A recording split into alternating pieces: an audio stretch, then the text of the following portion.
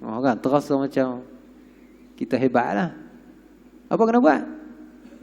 Simpan balik. Simpan, buat keluar dalam poket belah kanan ni. RM1 keluar. RM1 keluar. Masalah tu. 50 kita nak bawa keluar ni kan. Lepas tu tengok kita terasa hati. Terasa macam ujub.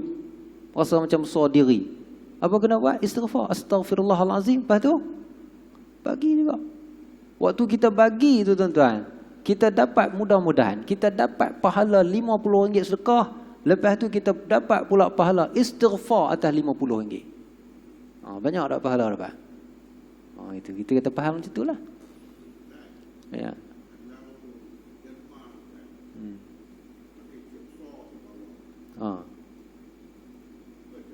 Orang pakai cek besar tu. Apalah dia nak galakkan orang lain terima sekali. Tak apa. Apa hukumnya? Hukumnya secara asasnya harus. Boleh. Kalau niatnya betul boleh pahala. Kalau niatnya tak betul dosa. Niat betul macam mana? Dia sedekah RM50,000. Dia buat besar-besar. Tujuannya supaya orang-orang kaya-kaya dekat Taman Meru ni sedekah lebih daripada dia lagi. Itu niat dalam hati dia. Boleh pahala tak dia?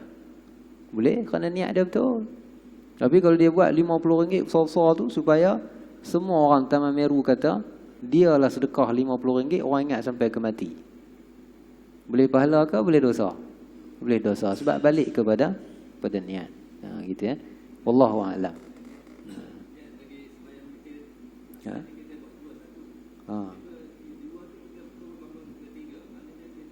Tambah. Ni buat tukar niat. Okey gitu. Tukar niat ni kalau tak merubah struktur semayang boleh. Kalau merubah struktur semayang tak boleh. Okey, kat mana merubah dan tak merubah? Tak merubah struktur semayang seperti contoh mula-mula kita niat semayang kita bermusafir. Kita pun semayang zuhur. Mula kita niat semayang penuh. Lepas tu sebelum nak bagi salam tu aku ingat nak jamak lah. Kan sebelum tu tak mau jamak. Lepas tu sebelum nak bagi salam tu niat nak jamak. Kita pun niat jamak. Tukar tak niat? Tukar. Merubah tak struktur semayang? Tak merubah struktur semayang. Maknanya semayang kita hak tu juga. Ya? Cuma niat je berubah. Itu tak apa. Tapi kalau merubah struktur semayang daripada 2 jadi 3. Kan daripada 2 jadi 1 contohnya. Itu tak boleh. Itu jadi tak boleh. Contohnya kalau kita buat semayang qasar tadi, semayang semayang musafir tadi, mula kita niat semayang penuh 4 rakaat. Sampai duduk yang tahiyat rakaat kedua tu, tahiyat awal tu kita bertukar niat. Nak buat qasar pula, lengah pula rasa kan. Tadi semangat nak semayang penuh. Sampai 2, aduh lengah pula kaki aku nak buat qasar dah. Merubah tak struktur semayang? Merubah struktur semayang daripada 4 jadi 2, itu tak boleh. Jadi kalau ambil kiaskan kepada yang soalan tadi ni, semayang witir daripada 2 nak buat 3. Itu merubah struktur semayang. Jadi tak boleh. Apa payah kan? Buat habis 2 bangun, boleh tambah 1 sama macam kan.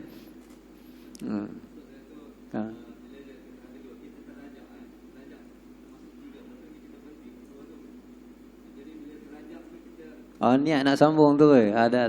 Waktu tu kita kena duduk balik. Kalau dah naik, semayang macam biasalah. Tapi dia niat masih 2. Kerana itu kita terlajak aja.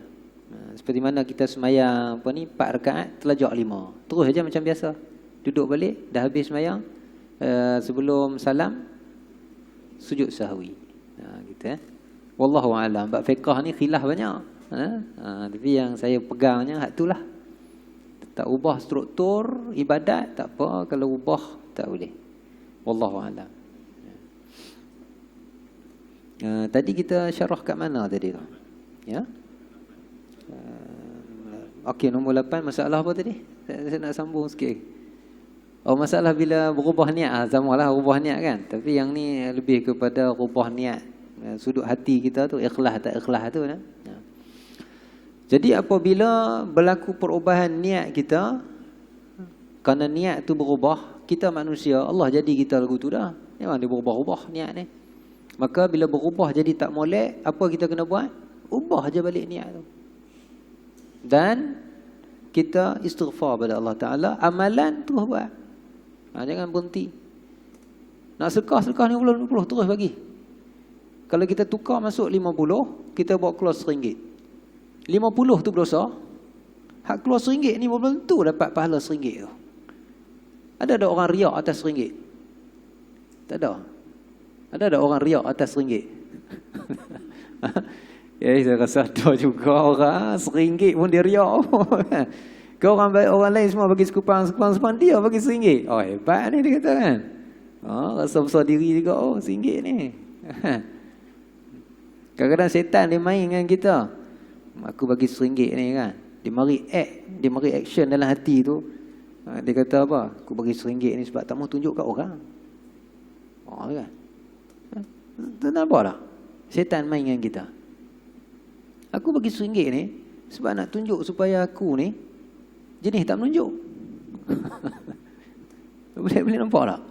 Setan main dengan kita. Aku bagi RM1 ni supaya orang kata aku ni bersedekah tak menunjuk.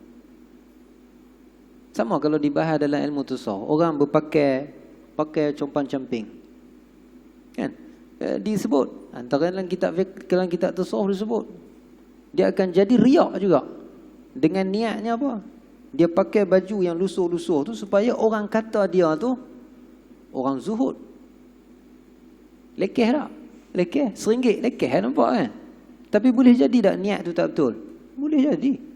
Kerana setan, iblis tu dah merayap habis dah dalam hati, dalam badan Nabi Adam, badan kita lah pun, Nabi Adam kita lah manusia. Ya, dah berapa lama dia duk merayap dalam tu. Melihat ke mana lebih, mana kurang manusia ini sebelum Nabi Adam tu ditiupkan baginya roh. Dia faham kita. Dan lebih teruk lagi, kita ni setiap orang ada seekor paling kurang. Paling kurang ada pada kita seekor korin yang memang faham kita sejak kita lahir. Maka dia tahu kat mana lebih, kat mana kurang, kat mana dia boleh main dengan kita. Tapi tuan-tuan, kita akan menang dengan iblis, dengan setan, dengan korin ni apabila kita istighfar. Kita menang, mudah-mudahan. Tapi bila nak istighfar, kena tahulah silap tak silap. Itu pula kan. Kalau kita tak tahu kita silap, macam mana nak istighfar? Sebab tu kena mari mengaji. Bila kita tahu kita silap, situ silap, kita istighfar kat situ. Waktu tu kita dapat pahala. Pahalanya apa? Pahala wajib tu. Kerana istighfar itu wajib. Maka bila 50 kita nak bagi, kita rasa riak, terus bagi istighfar. Kita dapat pahala pula RM50 punya istighfar punya pahala. Sama ke dengan RM1 punya istighfar? Tak sama. RM50 nilai lebih besar, pahala pun lebih besar lagi.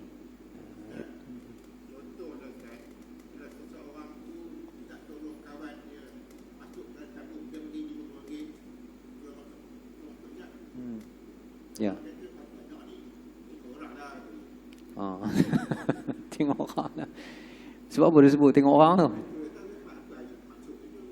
Ada banyak maksud. Tengok orang lah, kadang dia melawak orang kawan dia. Itu apa? Tengok orang lah katanya. Kadang-kadang masuk takabur, dosa. Tapi kadang niatnya tak ada apa, niat melawak kan? Niat melawak, sama melawak kan? Itu tak apa. Lah kali balik kepada hati. Dosa tak dosa balik kepada hati. Wallahualam. Tapi janganlah kita selalu sebut benda-benda yang akan menimbulkan sangkaan buruk orang terhadap kita. Itu tak boleh, tak kena. Dari itu dilarang. Kita orang Islam ni jangan buat satu perkara hak menimbulkan sangka buruk orang pada kita. Lepas tu setengah ustaz kata parking depan kedai nombor ekor pun jangan. Parking depan kedai nombor ekor. Parking banyak parking kedai nombor ekor. Jangan parking depan tu. Sebab apa? Memang kita tak beli. Tapi orang tengok, orang kata orang nanti.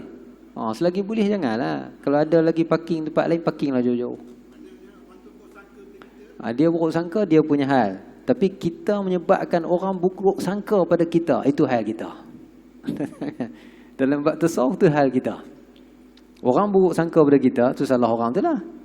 Tapi kita meletakkan diri kita pada tempat orang buruk sangka pada kita. Tu salah kita pula. Itu kan. Tengok ya, dia tengok keadaan tu dari sudut-sudut yang pelbagai. Jadi kita berhenti sekat tu lah kot. Masuk isyak dah. Yang baik pada Allah Subhanahu wa taala. Yang kurang minta maaf banyak-banyak. Qulu qouli hadza astaghfirullahal azim li wa lakum. Wassalamualaikum warahmatullahi wabarakatuh. Bismillahirrahmanirrahim. Allahumma zidna ilma ya Allah warzuqna al-amala bihi. Rabbana hab lana min azwajina wa dhurriyyatina qurrata a'yunin waj'alna lil muttaqina imama. Rabbana atina fid dunya hasanah wa fil akhirati hasanah wa qina adzaban nar. Wa sallallahu ala sayyidina wa habibina maulana Muhammad walhamdulillah rabbil alamin. Taqabbalallahu minkum.